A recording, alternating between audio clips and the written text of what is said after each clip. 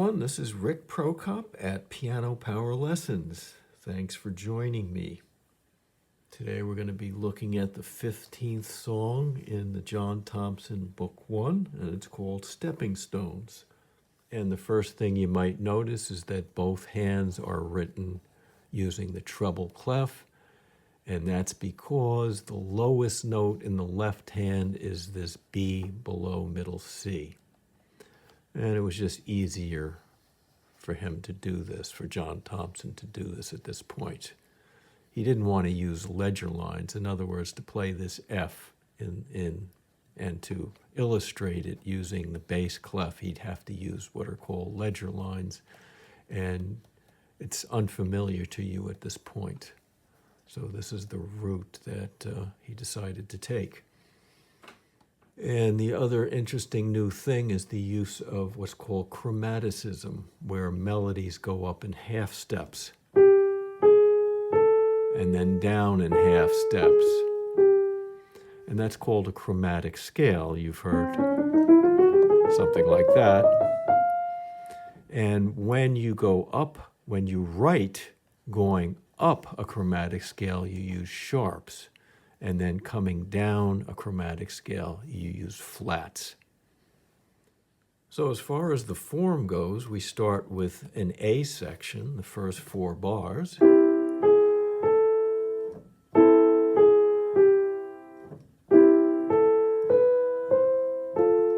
Followed by a logical response, which is called the B section.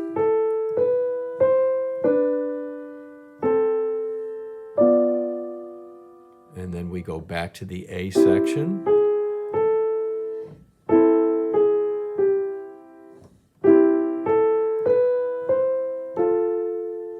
With another logical follow-up, which is called the C section, and the C section brings us to the end.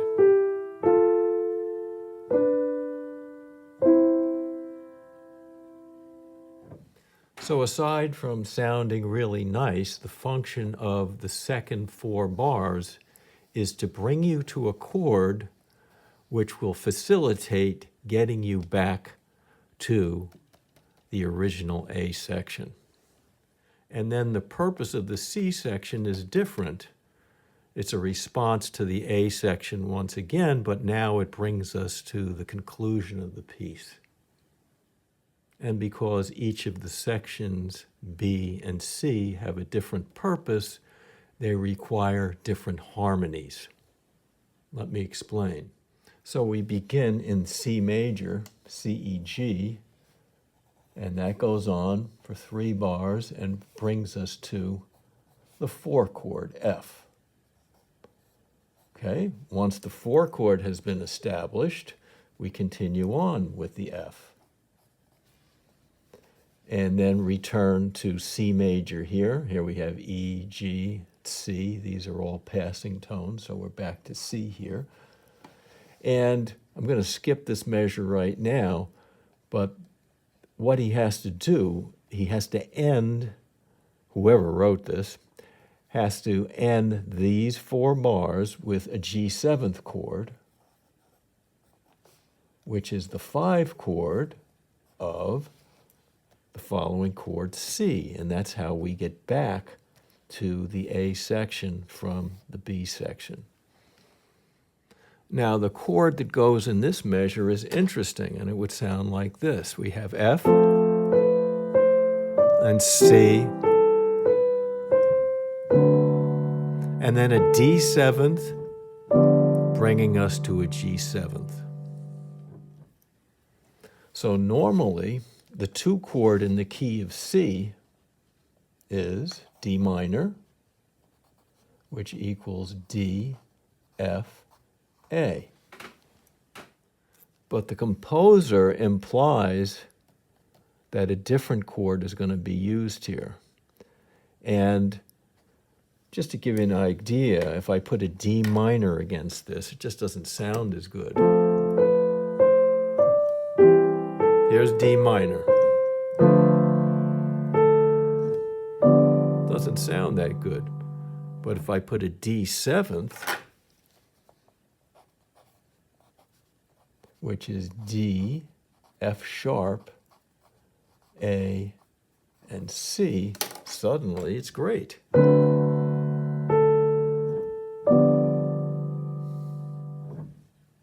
And why is that?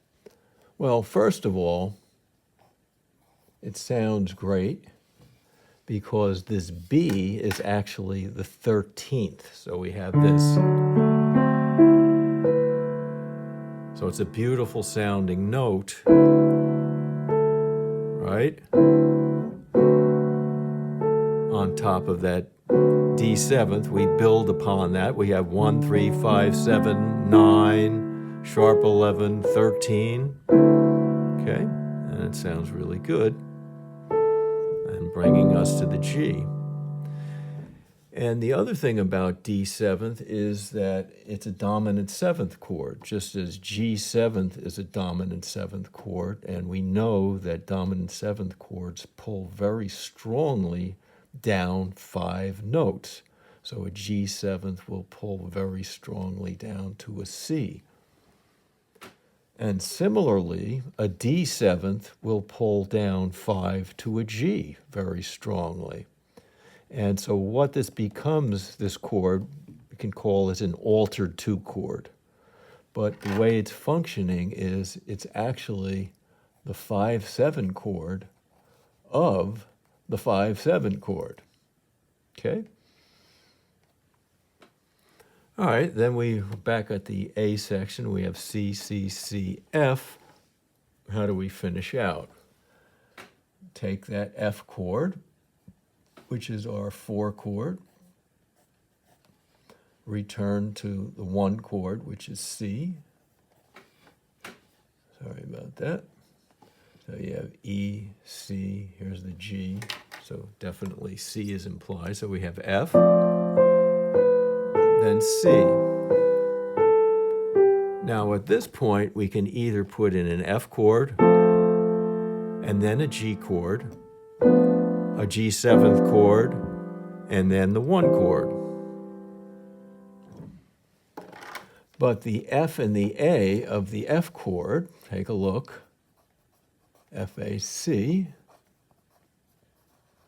The F and the A is also contained in the D minor chord. So very often, instead of having a 4-5-1 progression, you can also have a 2-5-1 progression, which is even more powerful. The bass of the 2 going to the 5 and then going to the 1 is a series of descending fifths. Then you have D going to a G, going to a C, as opposed to an F going to a G, going to a C. So let's hear it both ways, first with the F chord. And here's F, and the G7th, and the C. And now I'll do it with a D minor chord.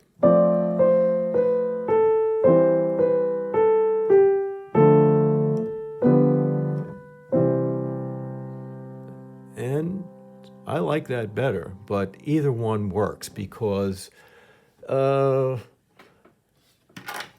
if you look at a D minor 7th chord, it's really D, F, A, C. It has the whole F triad in it. So pretty much the 2 function and the 4 function are interchangeable, and it just comes to a matter of taste as to whomever is writing the piece. So here's it with the D minor 7th now.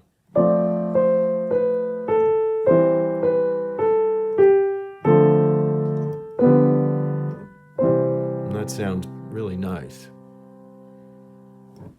All right, today I just want to work on learning how to play the right hand. And to do that, we'll start off by just bouncing on all of the quarter notes. In other words, bounce, bounce with your wrist. Okay. So you see a whole note here, and you're going to bounce 4 times. So let's go down to the keyboard and do that. So we'll start on G with the thumb, and we have these 3 notes that we're working on. So we go 1, 2, 3, 4, bounce, bounce, bounce. Just keep bouncing. Now we go up to a C, and down to the A, and we bounce 4 times and come off.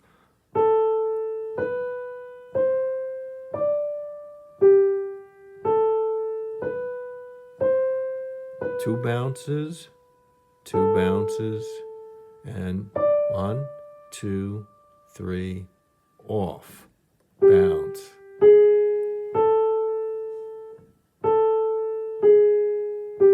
Keep your wrist nice and loose. 2, 3, off.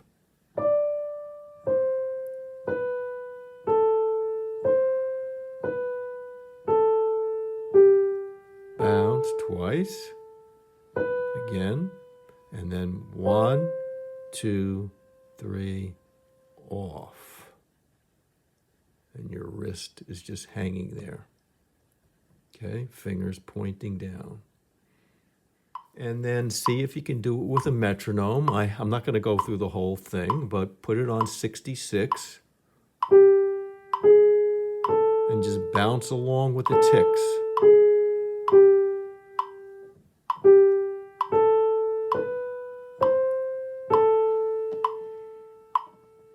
And remember, the 3 things that you're trying to achieve is to play, number 1, exactly in time.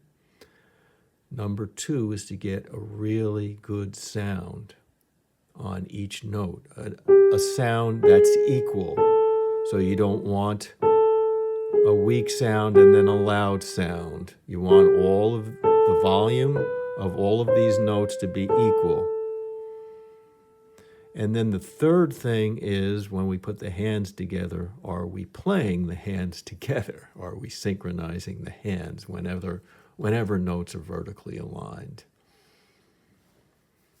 And then as you get more and more comfortable, just up the speed. Now I'm up to like 92. 1, 2, 3, 4, bounce, bounce, bounce. Okay? And just make sure you can get through this and where you're absolutely comfortable. Now, as you go faster and faster, you're not going to be able to bounce on all of the quarter notes. So if you wanted to play it like...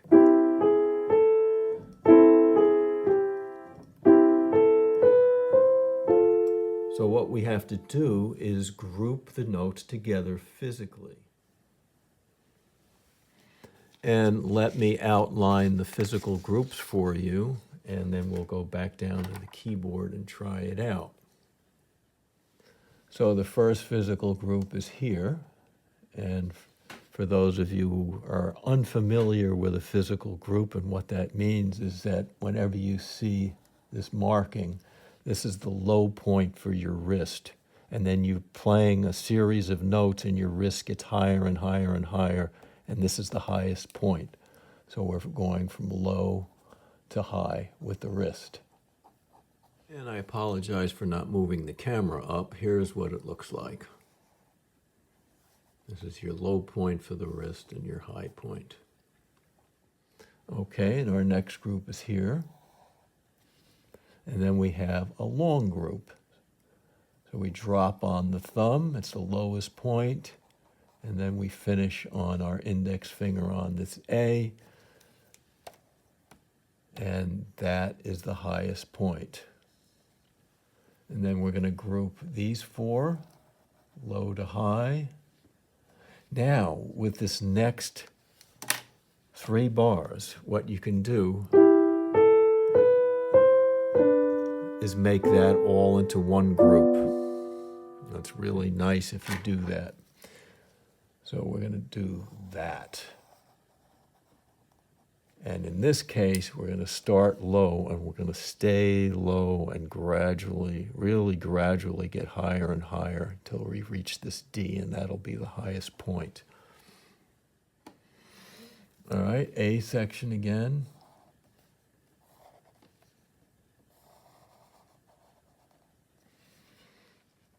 All right, and with the C section, I'm going to throw in a little unexpected curve. Your first group will be this. Your second group will be an over the bar group. It's going to begin on the fourth beat and extend to the third beat of the next measure. And then the last group will be from this thumb to this fourth finger, like that. And it's nice to have an irregular grouping. It's also more comfortable to play. But let me demonstrate if I didn't do this grouping and I just did that, that, and that. So it would sound like this.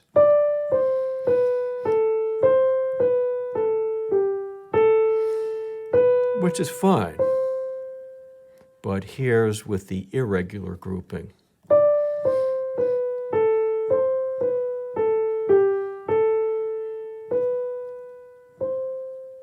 The difference is very subtle, but physically it's easier to play that particular grouping. All right, let's go down to the keyboard and see how these physical groups look. All right, so now we're going faster, and we have a drop. Now, the great thing about physical groups is you're outlining all of these places where you can just drop, where it's just a free drop, and it's incredibly relaxed. And in the middle of the piece, it's great to know where these drop points are because they allow you to take your hands off the keyboard and relax and drop. So let's take a look. We have 1, 2, 3, 4. 1, 2, 3, 4. 1, 2, 3, 4. 1, 2, 3, 4. 1, 2, 3, off. Drop.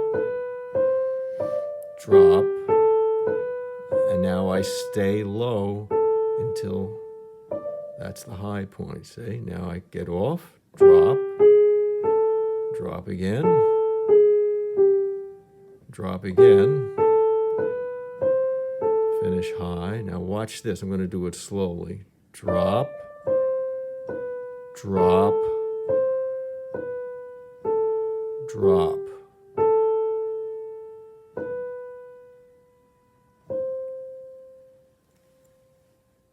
And within those last 4 bars, you're going to see the wrists making circles. Watch. Here it goes. Here it goes. So, twice it makes a circle. Faster.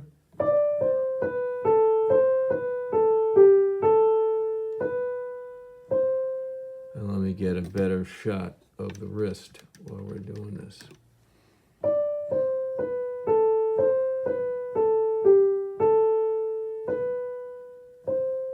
So you see this kind of thing happening, all right?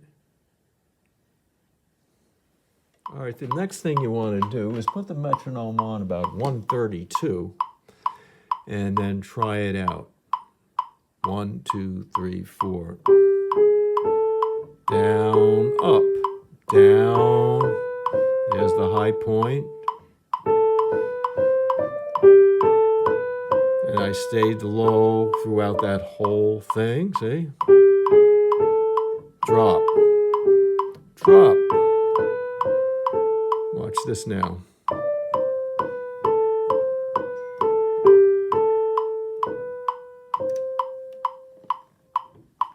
And the other nice thing about dropping freely is it allows you to just get a really good sound right at the outset. Nice fat sound. And then you mimic that sound with the other notes, that volume of sound. Drop.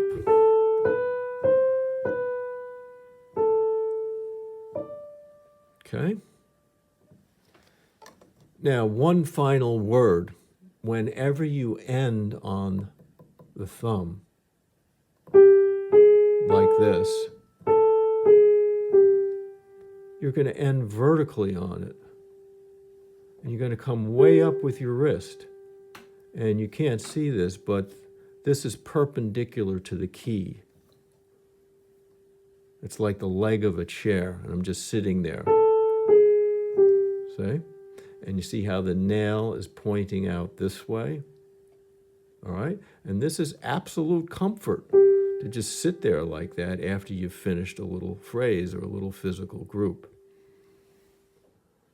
The other place where you might have difficulty is going up on the fifth finger. It's the hardest thing to do for beginners,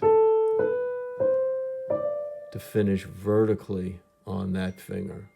And what it involves, see, the finger has to extend. It has to straighten out, which is hard to do because you're going to go up on the pad. That's really hard to do. And to build up your thumb and fifth fingers where they're comfortable, try to do a lot of extension exercises, which are also on this site.